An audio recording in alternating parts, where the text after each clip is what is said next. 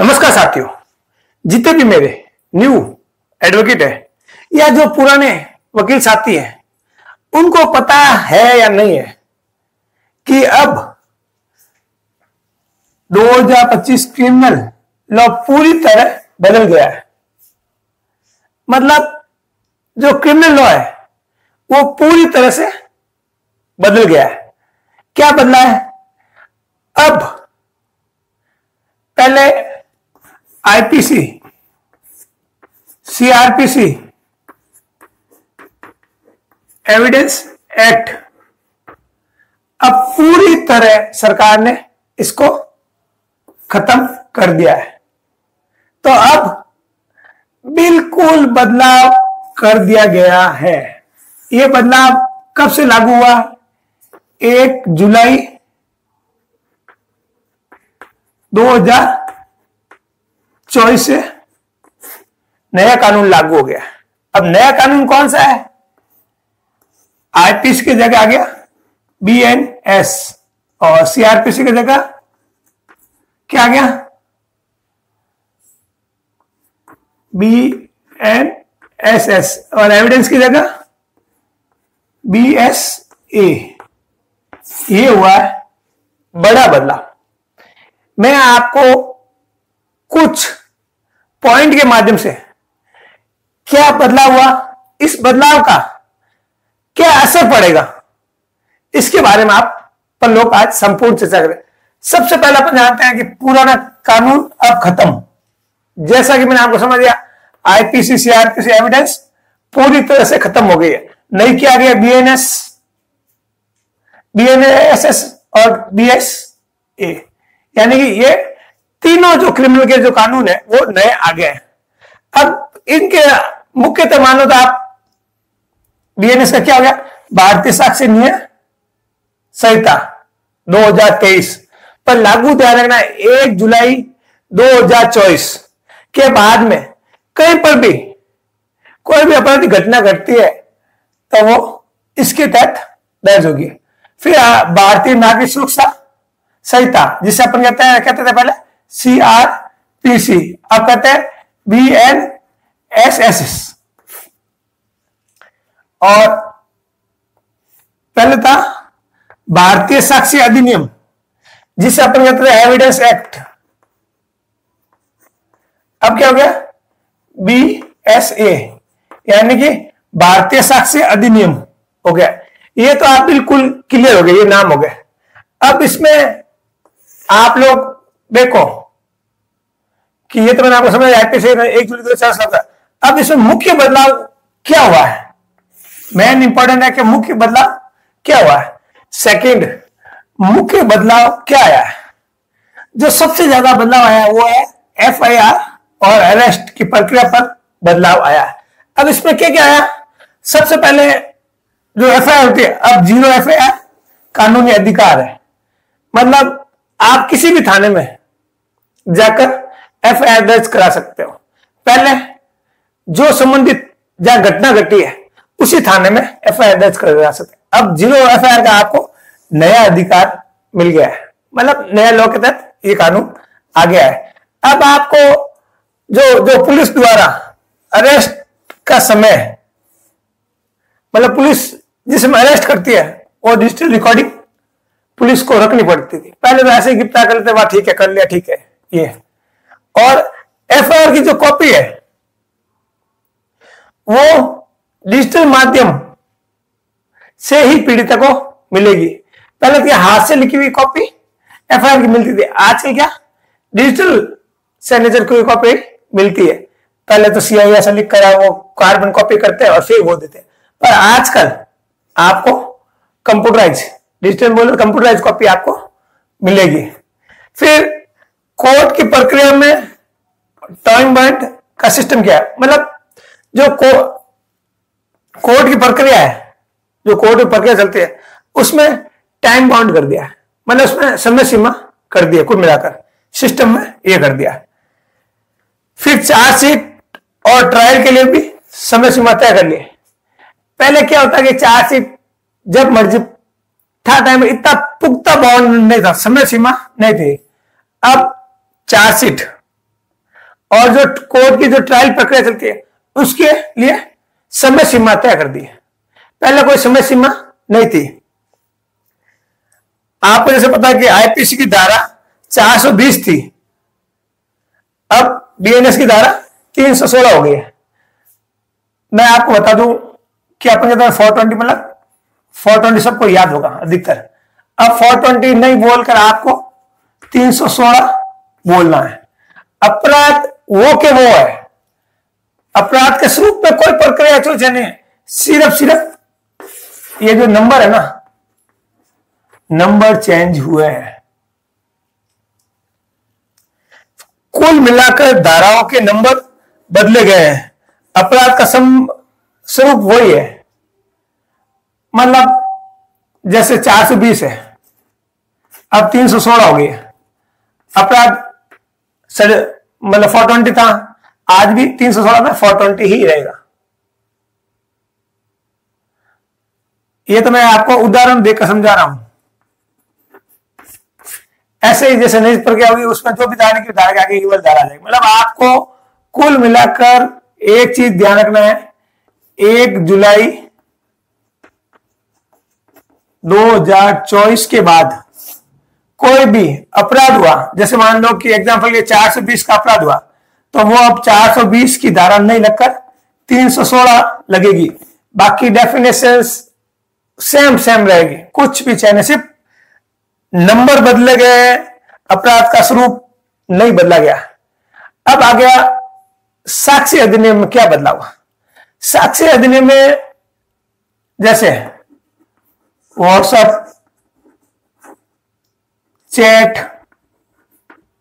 Email, इनको मान्यता मिल गई है। ये मतलब साक्ष्य के रूप में काम आ सकता है। कब? इसमें कोई भी छेड़छाड़ नहीं की गई हो तब भी ये एविडेंस में काम आए। कुल मिलाकर साक्ष्य अधिनियम में इसको मान्यता मिल गई है। नए वकीलों पर क्या फर्क पड़ेगा? नए वकीलों पर बहुत ज्यादा फर्क पड़ेगा। आईपीसी, सीआरपीसी, एविडेंस एक्ट वो पढ़ कर आए हैं, और अब जब कोर्ट प्रैक्टिस शुरू की तो नई धारा आ गई है। कुल मिलाकर पुराने केस और नई धाराओं को मर्ज करना सीखना है। एग्जाम्पल के लिए मैंने पहले बताया, उदाहरण के लिए आईपीसी की धारा 420 और अब नई बीएनएस की धारा 316, ऐसे इनको मर्ज करना सीखना पड़ेगा। फिर कोर्ट में अब न्यू सेक्शन के साथ प्रैक्टिस करना शुरू करनी होगी।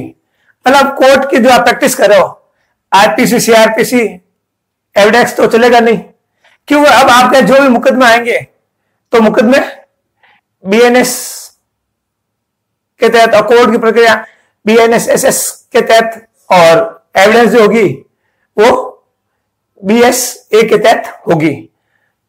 तो प्रैक्टिस आपको नए धाराओं के साथ करनी पड़ेगी।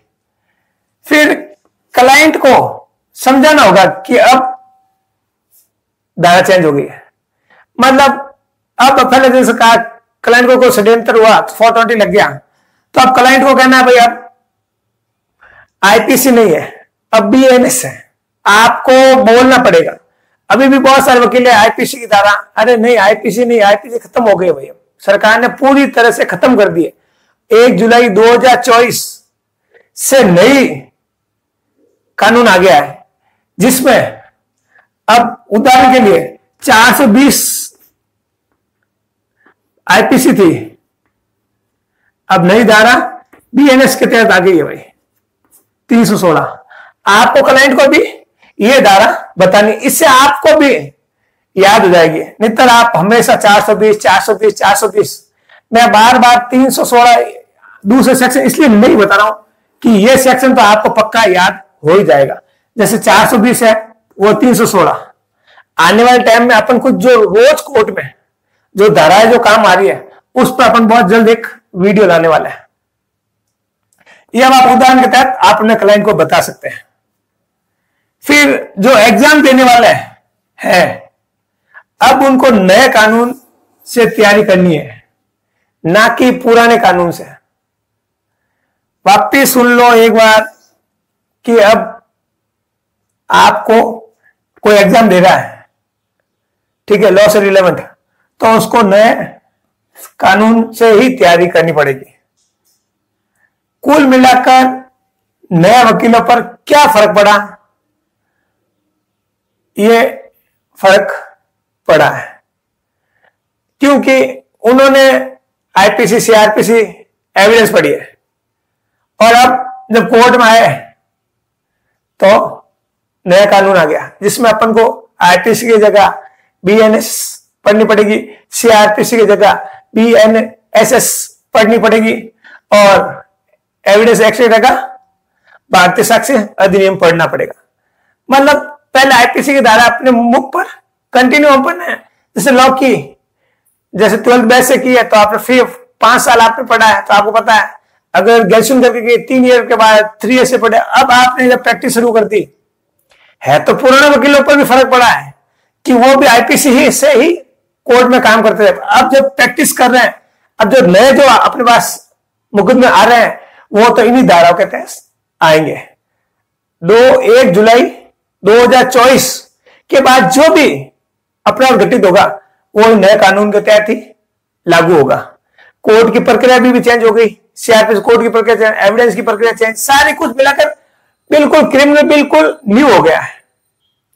4th, आप क्या करें? अब आपको क्या करना है?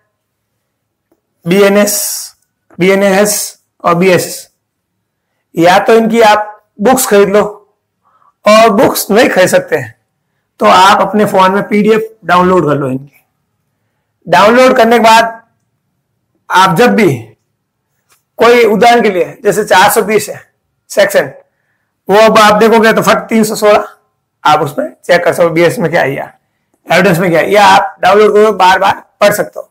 मैं तय कह रहा हूं कि आप बुक्स और डाउनलोड दोनों कर लो। जब भी घर पर आओ 10 से 20 मिनट, आधा घंटा नया सेक्शन पढ़ो। 1 सेकंड एक चार्ट बनाओ, उसमें एग्जाम्पल के लिए ये चार्ट है। अब इसमें आईपीसी और बीएनएस की धारा, जैसे मान लो 420, इसके सामने लिख दो 316, जैसे 421 है तो इसके सामने 17 लिख दो। ऐसे सारे सेक्शन लिखते रहो। 4 से क्या, जब भी जहां आप बैठ कर पढ़ते हो वहां 4 चिपका दो तो आपको पता लग जाएगा। वरना नहीं तो फिर एक ऐसी, ये तो बुक्स हम लोगों को, हमारे साथ ही धर्मेंद्र सुराने जी, उन्होंने फ्री दी है, अन्यथा 50 से 100 रुपए की छोटी सी बुक मिलती है, ये चार्ट की तरह ही काम करती है। कोई भी सेक्शन देखना है आपको, एविडेंस देखनी है या कुछ भी देखनी है तो फट देख लो आप। बिल्कुल छोटी सी बुक है, बहुत अच्छी है, पॉकेट में रख सकते, कोर्ट की पॉकेट में रख लो, अगर कोर्ट में जा रहा हो फट सेक्शन नहीं समझ फट देख लो। नए वकीलों के लिए रामबाण है ये। अब आपको क्या करना है, कोर्ट प्रैक्टिस के साथ साथ, आप कोर्ट प्रैक्टिस के साथ साथ जो अपडेट हुआ है वो क्लाइंट को भी अपडेट बताने। ऐसा नहीं खुद ही अपडेट होते रहो, क्लाइंट को बताओ नहीं। क्लाइंट को एग्जांपल लिए बताओ, मैंने कहा पहले 420 आईपीसी अब नहीं बोलना है, अब बीएनएस बोलना है, 316 सेक्शन है। क्लाइंट को भी अपडेट करते रहो, जिससे क्लाइंट बोलेगा सर आज बीएनएस की धारा 316 क्या हो गया। तो ये चीजें सारी आपको ध्यान रखना। ये जो क्रिमिनल लॉ में जो पूरी तरह बदलाव हुआ है वो मैंने आपको बिल्कुल सिंपल तरीके से बताया।